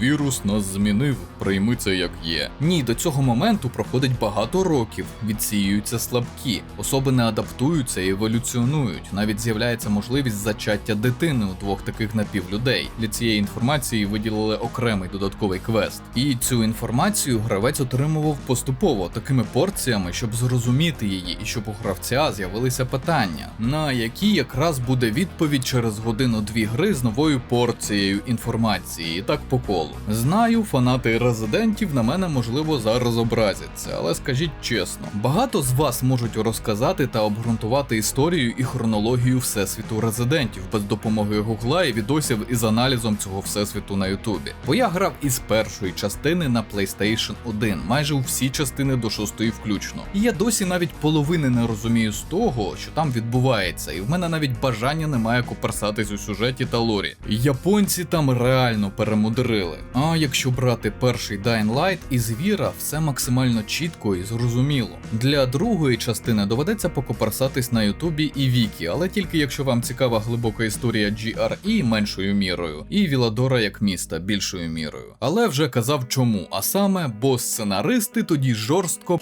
балець. В інших аспектах для того, щоб зрозуміти сюжет, історію всіх персонажів, груп, їхню мотивацію, вам треба просто грати в гру, нічого більше. І на моїй пам'яті це поки що третя найкраща в сюжетному плані гра про зомбі у всій відеоігровій індустрії, разом із Dying Light 1 і Days Gone. Це єдині три гри, які можу порекомендувати людині, яка, наприклад, раніше тільки дивилась зомбі-фільми, а зараз хоче спробувати пограти. Звичайно, ще є ігри типу Ходячих мерців від Telltale, але давайте чесно, це не ігри про зомбі, це драма про людей. Зомбі там це декорація, як і в оригінальному серіалі. Другий важливий аспект – нормальний геймплей. Задовбався грати в сурвайвал-горори і взагалі виживачі. Через одну кляту механіку, яку майже всі копіюють і намагаються передерти у резидентів. До того ж, часто невдало. Чортів менеджмент інвентарю, постійна відсутність припасів, патронів, холодної зброї тощо. І чесно, я можу вибачити це тільки серії Мертвий космос, бо там це зробили нормально. Але як тільки я бачу анонс якоїсь гри з описом «Виживай і економ боєприпаси»,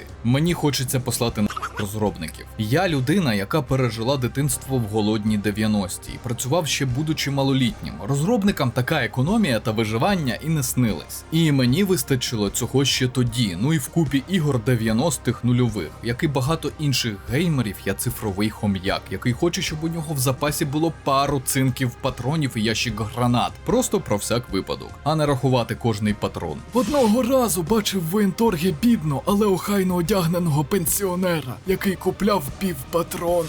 У грі про зомбі більшість хоче, як це не дивно, бити зомбі більшу частину часу, звісно, маючи на це сюжетне обґрунтування, а не постійно ховатись і бігати від них. Або щоб хоча б був баланс, а не гра в одні ворота. Розробники Dying Light розуміють фразу «усіліть лупашево» і дають вам таку змогу. 6 типів вогнепала з патронами, які можна дістати різними способами. Вогнемет, гранатомет, лук і арбалет, гідравлічний метальник дисків від болгарки, десятки видів метальних гаджетів, купа різної ударної та різальної зброї, мої фаворити кастет і півтораручний меч. І я вам гарантую, ви накопичуєте не дарма. Фінальна секція гри змусить вас витратити принаймні половину накопиченого за всю гру. Так що думки, ну і нафіга я це все збирав, не буде. Це, до речі, дуже крутий момент, який часто ігнорують різні розробники, таких цифрових хом'яків і їхнє вдоволення, що вони витрачали час недарма. Загалом боївка має той самий розвиток, що й в першій частині. Першу половину гри ти всього боїшся і намагаєшся вижити, другу половину гри все, окрім одного ворога, про нього нижче, боїться тебе, і ти знищуєш це все у промислових масштабах. Відчуття не описати, це дуже затягує. Щодо іншого геймплею, пазлів з енергетикою, наприклад, по-перше, його не так багато, щоб вас відволікати. По-друге, такі пазли та активності повністю скопійовані з двійки. Однак частина з них зроблена круто і значно краще, ніж було в двійці, а інша частина навпаки. Так, майже всі вежі-притулки або занадто легкі, або занадто складні. Складні в плані, а як взагалі туди залізти, якщо ніякого шляху немає? У мене був дикий 5-хвилинний ступор, коли взагалі не розумів, як влізти. Навіть коктейлі Молотова почав кидати на маскувальні сітки, які наче були перешкодою. Виявилось, банально там була тарзанка, яку не помітив, бо її текстура дуже зливалась із місцевістю. Аж зловив ностальгічні вайби шутерів із нульових, де половина часу це пошуки, куди взагалі йти. А от з електростанцією, яку ви будете ремонтувати в основному сюжеті, взагалі проблем не було, хоча там багатокрокова секція головоломка хвилин на 30. Уже згадував, що основний геймплейний аспект цієї серії ігор – бій і паркур, просто не перевершені, і ніхто так їх і не зміг повторити. Звичайно, проходити всі 3 гри підряд не рекомендую, вас буде нудити від цього, але по черзі, з перервами за півроку чи рік, 3 частини зайдуть вам як діти в школу. Третій аспект гри, який точно багато хто оцінить – надзвичайні емоції від гри. Якщо чесно, вже і забув, як це, коли гра тебе реально лякає. Ігри, де ти не можеш нічого вдіяти з монстром, який тебе переслідує, крім втечі, не лякають, бо в тебе немає альтернативи. Усе спрощене до однієї реакції, а значить нереалістично. Мозок чудово розуміє, що це обманка. А от коли в тебе є варіанти «бий, біжи, завмри», а тут всі 3 можна ефективно використовувати, як у нашій дійсності, і твій вибір може врятувати життя твого персонажа, та ще й вигляд від першої особи, так шанс на те, що мозок у це повірить, більший і може стати страшно. І перші годин 5 реально було, поки на звики не виробив ефективні стратегії на будь-який сценарій. А втім, є один супротивник, який залишається страшним до самого кінця. Один із найстрашніших монстрів, яких бачив у відеоіграх. Він може переломити будь-яку ситуацію на свою користь. Волатайли, вони ж нічні почвари. Найсильніші супротивники, які мутували, в яких вже майже не впізнати людей. Як вампіри бояться світла, тому полюють вночі чи в темних приміщеннях.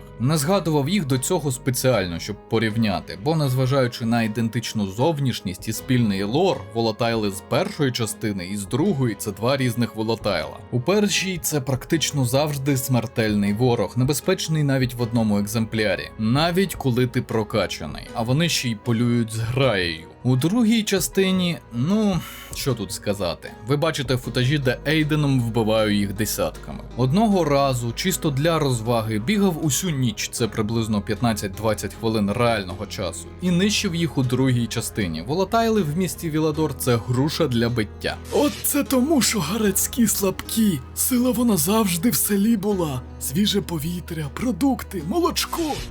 Щось типу того. Однак в цій частині забудьте про слабких почвар. Навіть на 13-му рівні з купою прокачаної зброї і навичками один волатайл може вас розмотати просто так. А ви ще знайдіть одного одинокого, на зграю чи на почвару з купою звичайних зомбі поруч. Бо відволікатися на щось посеред бою з почварою гарантована смерть. Взагалі, завдяки всього 2 змінам у грі, сильніші волатайли і темніша ніч, грати тепер знову страшно. Ти уникаєш ночі. Ти завжди перевіряєш годинник, чи встигаєш до заходу сонця, як було в першій частині до певного моменту прокачки. А тут так буде завжди.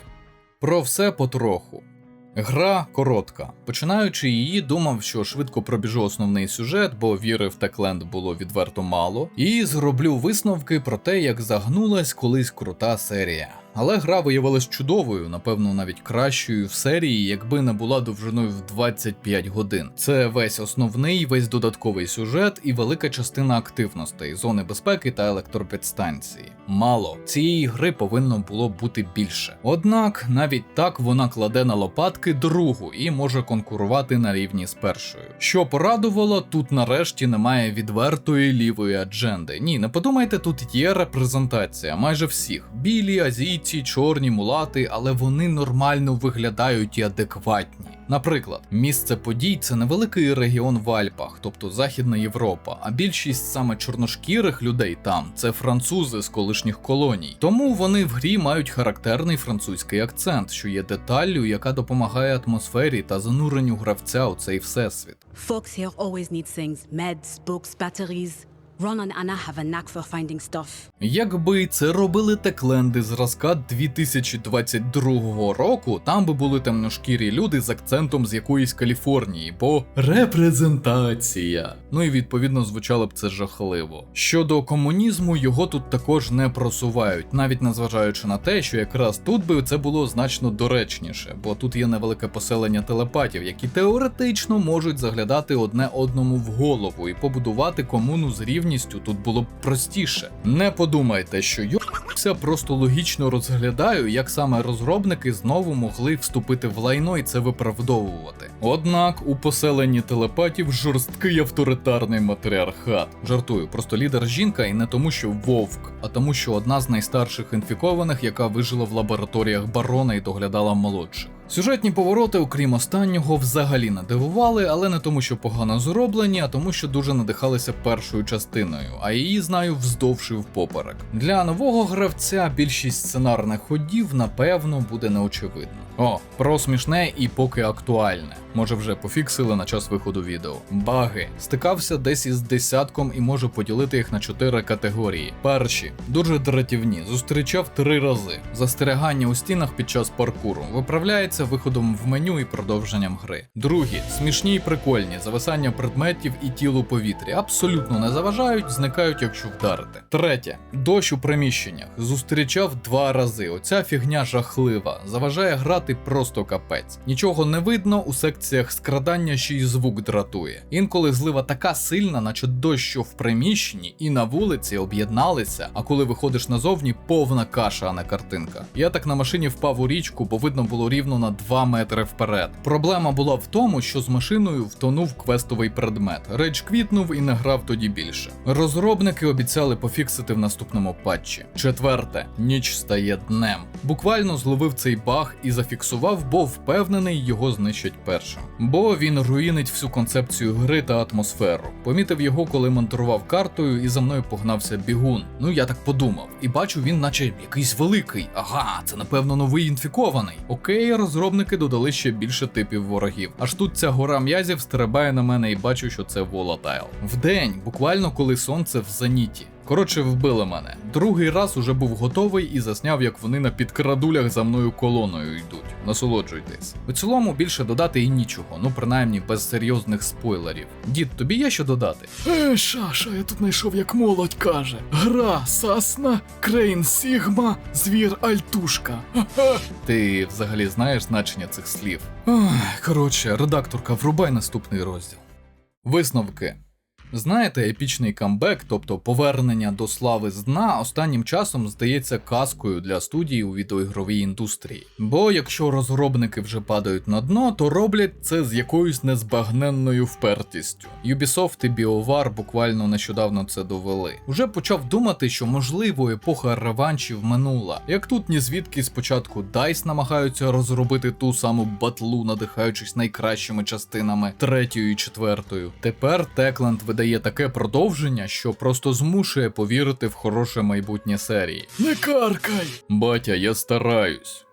Я це до чого? Ця істерія з просуванням лівої адженди всередині 10-х і на початку 20-х поховала стільки студій і франшиз, які подобалися геймерам 90-х, нульових і 10-х, що слова «відома відеоігрова студія» або «виходець з відомої ігрової студії» в якийсь момент стали сприйматись не як щось круте, а як зле знамення провалу. Це б могло статися і з Techland. Одночасно шикарна, унікальна, весела і страшна перша частина, яка завоювала мене в 10-х. Відверто посередня через сюжет і звільнення нормальних сценаристів із додаванням лайф-сервісної моделі і лівої адженди друга частина відштовхнула. Аж тут коротка, але крута тим, що надихалась саме першим Dying Light'ом третя частина, яку хвалять всі геймери, наче це безумовний шедевр. Хоча вони просто повернули і то не в повному обсязі далі, те, що вже і так було. Бо якби вони і далі йшли рейками другої частини, це б дуже сильно по ним вдарило. Хочеться, щоб всі відеоігрові студії нарешті зрозуміли просту істину, що ані ліві ЛГБТ-активісти, ані крикуни з соцмереж чи телека, ані політики не є друзями чи принаймні союзниками відеоігрового розробника. Найближчий друг і союзник творця – це геймер. Той, хто купує його гру, залишає відгук у Steam чи розповідає друзям про тайтл. І що раніше розробники це зрозуміють, то краще будуть ігри і більше у розробника буде коштів на наступний проект. Ну і під кінець, звісно, треба зазначити, що перший Dying Light досі одна з моїх улюблених ігор, і дуже задоволений, що створення цього відео дало мені змогу знову побігати Хараном в образі Кайла Крейна. Звісно, зараз гра може здатись молодим геймерам значно повільнішою і примітивнішою, ніж наступні частини, але для мене вона досі найкраща, навіть після виходу третьої частини. І це не через ностальгію. Просто коли щось робили якісно і туди вклали ентузіазм